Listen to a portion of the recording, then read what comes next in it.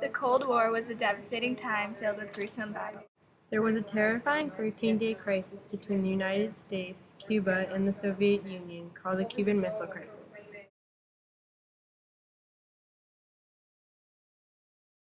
In 1959, a Marxist leader named Fidel Castro overthrew Fulgencio Batista in Cuba. He ended the American-supported dictatorship in Cuba and replaced it with a communist government. He also seized all property owned by the U.S. All of this led to the Bay of Pigs invasion. This was when a group of Cuban refugees called the Exile Brigade invaded Cuba in an attempt to overthrow Castro. This plan was originally created by President Eisenhower, but Kennedy was inaugurated and he made it so that the exiles would have no support from the U.S. Therefore, they failed. In 1962, the first Soviet missiles were found in Cuba aimed directly at the U.S. President Kennedy responded to this by quarantining Cuba to block any Soviet ships carrying weapons to Cuba. General U Thant sent messages to both Kennedy and Khrushchev, the Soviet leader, to suspend Soviet shipments and the quarantine. This began a lot of negotiations. First, Khrushchev said he would remove the missiles in Cuba if the U.S. would publicly pledge that they would never invade Cuba, and they must remove all of their missiles from Turkey that were directed at Russia's capital, Moscow. Kennedy ordered a nuclear strike and invasion on Cuba for October 28, 1962. However, he was interrupted by Black Saturday, which was when an American reconnaissance plane was shot at and the pilot was killed. Kennedy decided that he didn't want to go into a nuclear war, so he agreed with Khrushchev's first offer and removed the quarantine around Cuba. Khrushchev removed the missiles from Cuba, and the U.S. removed their missiles. We're on the 6 o'clock news with Nikita Khrushchev and John F. Kennedy. Hi, I'm Khrushchev. Hi, I'm John F. Kennedy. Kennedy, what did you expect to happen with the Bay of Pigs invasion? With the Bay of Pigs invasion, I expected the United States to be able to overthrow Castro.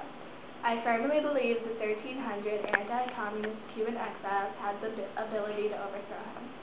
However, due to misunderstandings and lack of resources and planning, the United States ultimately failed. Fuel for the tanks and maps were not properly distributed to the exiles. The exiles did not know where they were fighting, and they ultimately failed. Why did you decide to place Soviet missiles in Cuba despite the United States complications? The Cubans were asking me for help because of the last invasion, the Bay of Pigs invasion. So they were very, very determined to keep their country safe. So because there were missiles in Turkey aimed at Russia, it was a good idea to get the Soviets to help because we had a motive to put the missiles into Cuba. Describe the negotiation process. The negotiation process was a tension-filled event. The United States wanted the Soviet Union to remove the Cuban missiles immediately. Well, that wasn't going to happen. Your missiles are 90 miles off the coast of Florida. They threaten the safety of the entire Western Hemisphere. And your missiles in Turkey threaten Russia. You don't need to refuse to remove the missiles until the United States removes theirs from Turkey. Well, you must promise to publicly pledge that you will never invade Cuba if that were to happen. Fine. As long as you remove your missiles first. Fine. Deal. Done. How did you think this crisis was going to be resolved? Did you think it would end in a nuclear war? I thought that this would end not in a nuclear war on my part, because I wouldn't be the one that would declare war on the other. I thought that Kennedy was so close to going to nuclear war that I was preparing for it. The Russians would beast the United States in any war. So we were ready for it, but I wouldn't be the one to declare it. Well, unlike Khrushchev, I believe no one wins a nuclear war. But when he was stubborn and would not remove the Cuban missiles, I decided the United States would take any measures to safely resolve this problem. I did not want to endanger millions of lives and have a worldwide nuclear war. How were important relationships key to solving this event? The key relationship that I had was with Castro. He was the person who originally asked me to place the missiles in Cuba because he was my ally, and I would do anything to keep Cuba safe, and it also gave me leverage to threaten the U.S. because they were threatening us with their missiles in Turkey.